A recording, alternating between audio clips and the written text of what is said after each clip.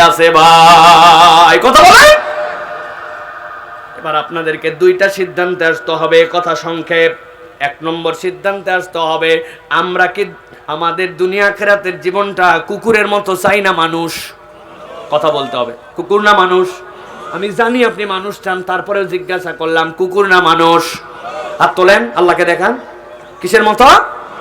আলহামদুলিল্লাহ। আল্লাহ বলছেন নবী আপনি এটা শেষ করেন, ফাকসুসিল কাসাসাল আল্লাহুম ইয়াতাফাক্কারুন, আপনি তাদের কাছে এই গল্পটা বলে দেন, আশা করা যায় তারা চিন্তা করবে।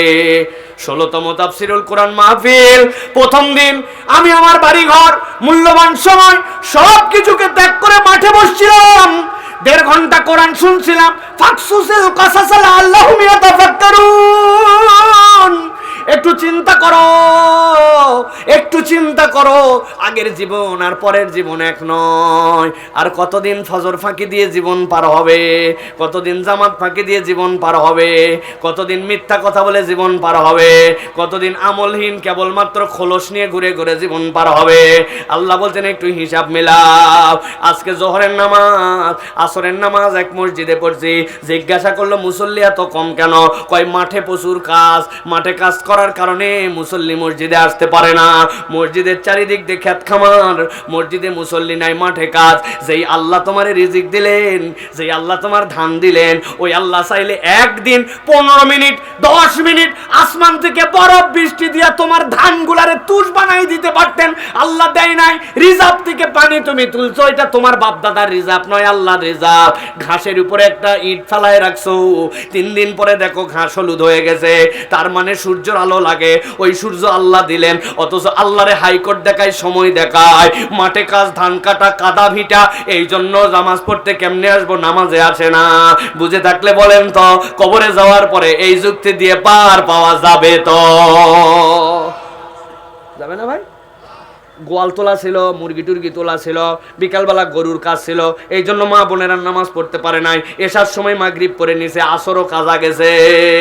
আল্লাহ বলতেছেন হিসাব মিলাও, ফাকসুসিল কাসাসাল আল্লাহুম ইয়াতাফাক্কারুন, রাতটা কাজে লাগাও, আশা করা যায় নবী বলতেছেন এই গল্প শুনে তারা চিন্তা করবে।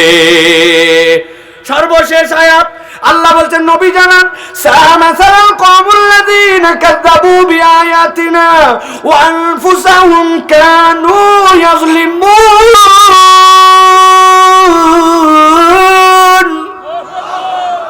আল্লাহ বলছেন তবে তাদেরকে শুনাইয়া কোনো লাভ নাই যারা আল্লাহর আয়াতকে অস্বীকার করে। সামাসাল কওমুল্লাযীনা কাযাবু বিআয়াতিনা, আমার দ্বিতীয় জিজ্ঞাসা, আমরা কি আল্লাহর আয়াত অস্বীকারী না মান্যকারী? কথা বলতে হবে। তাহলে আমরা মানুষের জীবন চাই, আবার আল্লাহর আয়াতকে আমরা স্বীকার করেছি বলে নিয়েছি। এই দুইটার উপর যদি অটল অবিচল থাকি, তাহলে আল্লাহর কোনো নির্দেশনা ছুঁলে, আল্লাহর কোনো হুকুম আহকাম ফরজ হলে সেইটা কি আর অ্যাভয়েড করা যাবে ভাই? তাহলে আল্লাহর আয়াত মানি, আবার মানুষের জীবন চাই। তাহলে আল্লাহর আয়াত মানলে, মানুষের জীবন চাইলে, আল্লাহর ফরজ, আল্লাহর হুকুম, এইটার উপর আমার কোনো কথা। তাহলে আপনার টাকনুর উপরে কাপড় ওঠে না কেন? আপনি বাপ মার সাথে বেয়াদবি করেন কেন? আপনার নামাজের গাফলতি হয় কেন? আপনি সুদের কারবার ছাড়তে পারেন নাই কেন? আপনার মুখ দিয়ে গালি আসে কেন? আপনি বেপরদা ঘোরেন কেন? আপনি বিড়ি সিগারেট ওয়ালার সাথে বন্ধুত্ব কেন আপনার, কেন বলেন? তার মানে হয় আল্লাহর আয়াত স্বীকার করতে হবে, না হয় আল্লাহর আয়াত অস্বীকার করলে আপনার তার সাথে সম্পর্ক নেই। আপনি তাহলে আল্লাহ বলছেন ওটা সমান, বলা না বলা সমান। তাহলে আমরা আল্লাহর আয়াতও মানছি, আবার বলছি আমরা মানুষের জীবন চাই, ঠিক কিনা? তাহলে আবার পুরো আজকের আলোচনার সামারি করি আমরা। কোরআন পরাজিত করার জন্য আসে নাই, ইসলাম মানুষকে হারানোর জন্য আসে নাই। ইমানদার কখনো পরাজিত হবে না। ইসলামের মৌলিক কাজ হচ্ছে চেতনা, আদর্শ, নৈতিকতায় পরিবর্তন। মনে থাকবে তো ইনশাআল্লাহ? পরিবর্তনটা আপনার বিবেক থেকে হতে হবে, আপনার ভিতরে ঢুকতে হবে কোরআনুল কারীম। 2 নম্বরে আপনাদের কাছে বলেছি, আল্লাহ রাব্বুল আলামিন 4টা অপরাধের কথা বলেছেন। এইগুলো অপরাধ হলো আর জিন্দেগিটা দুনিয়াতেও জিল্লতি, সুখ নাই, অনেক কামাই হয় না, অভাব ফুরায় না, মনের আরাম হয় না, সব পায়েও জানি কি নাই, আর অস্থিরতার শেষ নাই। এটা দুনিয়াও যেমন হবে পরকালও এরকম হবে।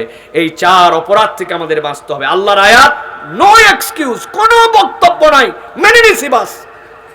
শয়তানের অনুসরণ করা যাবে না, মন পছন্দ জীবন চালানো যাবে না, আর নিরেট দুনিয়াদার হওয়া যাবে না। আখিরাতকে প্রায়োরিটি দিয়ে আমার জিন্দেগি চালাতে হবে। রাজি আছি ইনশাআল্লাহ?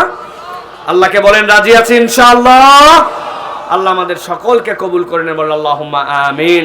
আল্লাহ আমাদের আশাকে কবুল করেন, আমাদের বসাকে কবুল করেন।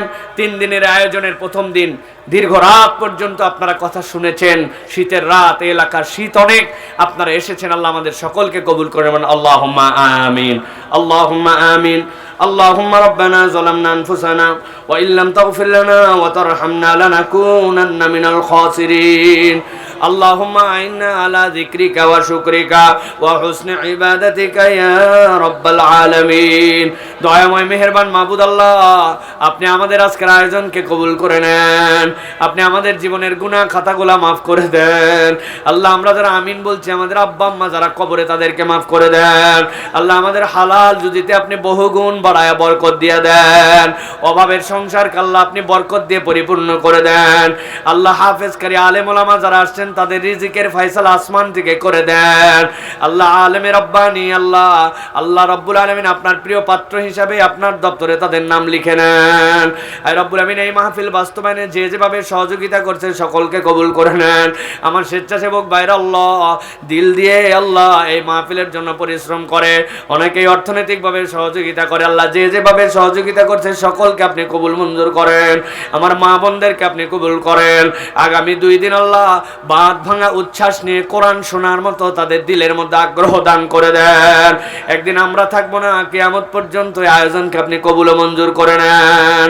ও সাল্লাল্লাহু আলা সাইয়্যিদিনা ওয়া নাবিয়িনা ওয়া শাফিঈনা ওয়া হাবিবিনা ওয়া মাওলানা মুহাম্মদ।